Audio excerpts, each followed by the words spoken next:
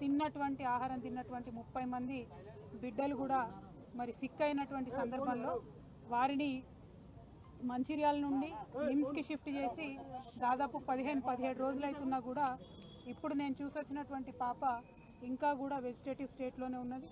దాదాపుగా వెంటిలేటర్ మీదనే చాలా రోజుల నుంచి ఉన్నటువంటి సందర్భం. మనము చాలా బాధతో కూడినటువంటి పరామర్శ ఇది.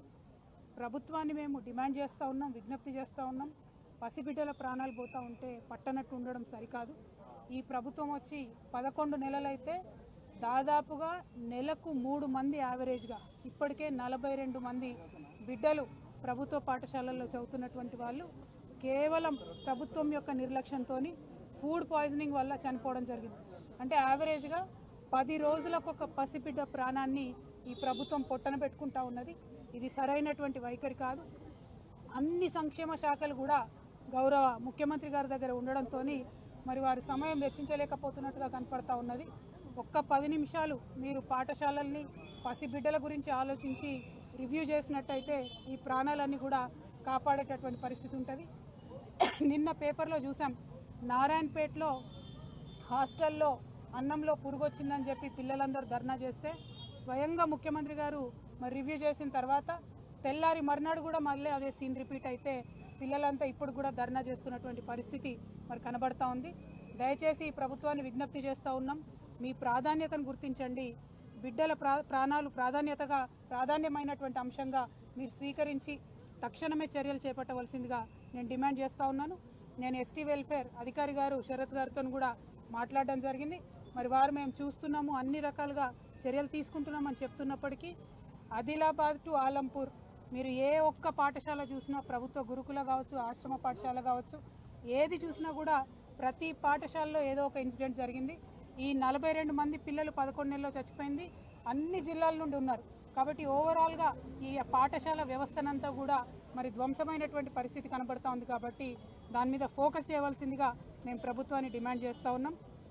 ఇదివరకు కేసీఆర్ గారి నాయకత్వంలో ప్రభుత్వ పాఠశాలల్లో చదివేటటువంటి పిల్లలు మరి మేము ఐఐటి పోవాలన్నా, ఐఐఎంకి పోవాలన్నా, లేకపోతే ఎవరెస్ట్ అధిరోహించాలా అని చెప్పి ఉన్నతమైనటువంటి ఆశయాలు లక్ష్యాలతో ఉన్నటువంటి సందర్భాన్ని కూడా మనం తెలంగాణ ప్రజలుగా చూసినాం.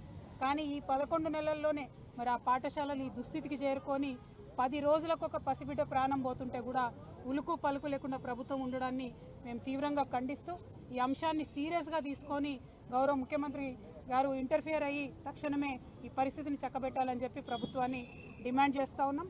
అట్లానే ఇప్పటి వరకు ప్రాణాలు కోల్పోయినటువంటి ఆ 42 మంది కుటుంబాలకు కూడా ఎక్స్గ్రేషియా కింద 10 లక్షల రూపాయలు ఇవ్వాలని కూడా మేము డిమాండ్ చేస్తూ ఉన్నాం. పోయిన ప్రాణం వెలకట్టలేనిది, పోయిన ప్రాణాన్ని తీసుకురాలేము, బిడ్డ దూరమైనటువంటి దుఃఖాన్ని తీర్చలేము. కానీ వారి ఆర్థిక కష్టాలలో స్వావలంబన ఇవ్వాల్సినటువంటి కనీస బాధ్యత ప్రభుత్వానికి ఉంటుంది. కాబట్టి 10 లక్షల రూపాయల ఎక్స్గ్రేషియా కూడా ఆ పిల్లల కుటుంబాలకు ఇవ్వాలని చెప్పి ఈ సందర్భంగా డిమాండ్ చేస్తూ ఉన్నాం. Thank you. జై తెలంగాణ.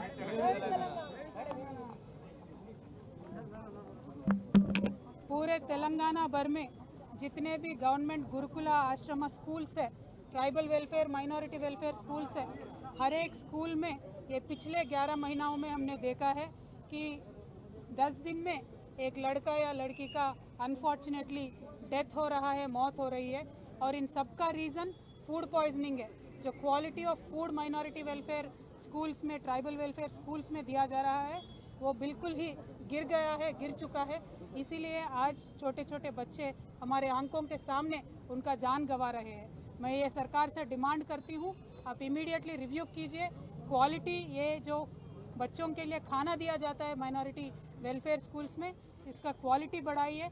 जो केसीआर साहब के समय में आपने देखा, केसीआर साहब खुद रिव्यू करते थे. बच्चों को जिस तरीके से खाना मिलता था वो खुद ब खुद रिव्यू करते थे. और उस समय में ऐसा हाल था कि बच्चे हमारे आईआईटी में जा रहे थे, आईआईएम में जा रहे थे. लेकिन आज एवरेज 10 दिन में एक बच्ची या बच्चे का मौत हो रहा है. This is very unfortunate. So we demand the government to immediately take action. Thank you. जय तेलंगाना. बहुत क्रिटिकल है पेशेंट का कंडीशन, ऑलमोस्ट कोमा में ही है.